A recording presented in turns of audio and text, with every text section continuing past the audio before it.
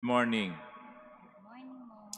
My dear brothers and sisters, even now, there are some who have left the church, no longer going to Mass, no longer consider themselves Catholic, no longer believing in the church because they feel that the church teaching is too strict.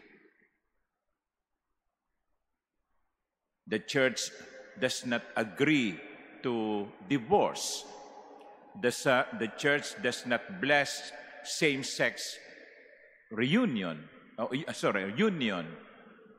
The church does not agree that a patient that has been suffering may be given euthanasia or may be allowed euthanasia. The church does not teach that. The church does not allow priests to get married or women to be ordained priests. These are teachings of the church that for some people they find difficult. And so, they no longer go to church. That is very sad. That is very sad because the church is a mother. Ang Santa Iglesia ay isang ina. Pero ang isang ina, hindi babaguhin ang disiplina dahil lamang yun ang gusto ng kanyang mga anak.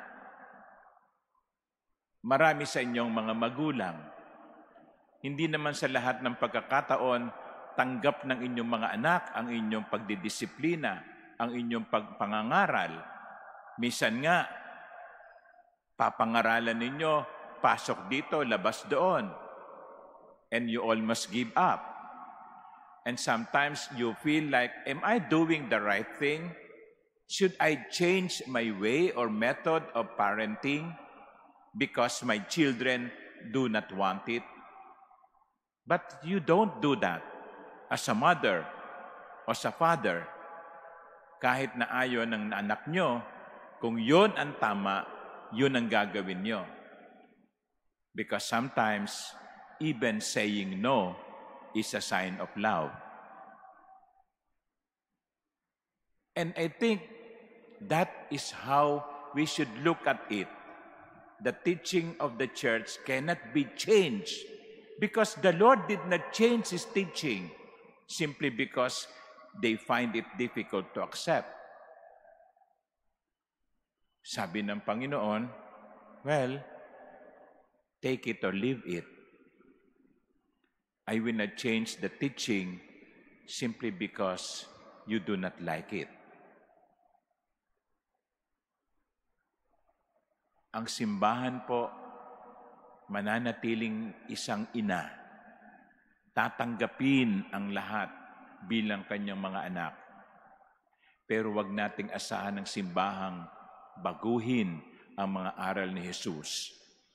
Sapagkat ang simbahan ay dapat maging laging tapat kay Jesus.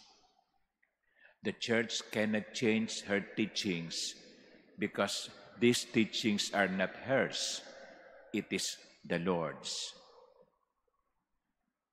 And then towards the end of the gospel, there is something quite touching. Sabi ng Panginoon kay Pedro, nag-aalisan na sila.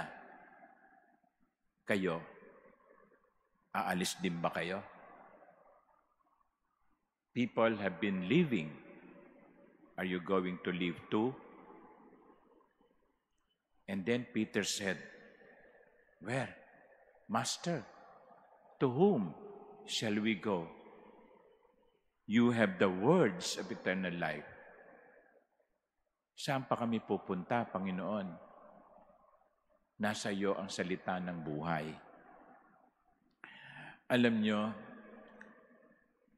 obserbasyon ko lang,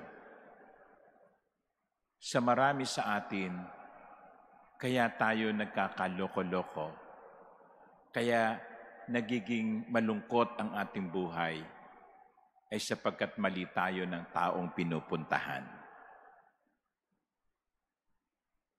Pumupunta tayo sa maling tao. Pero si Pedro, tama ng pinuntahan.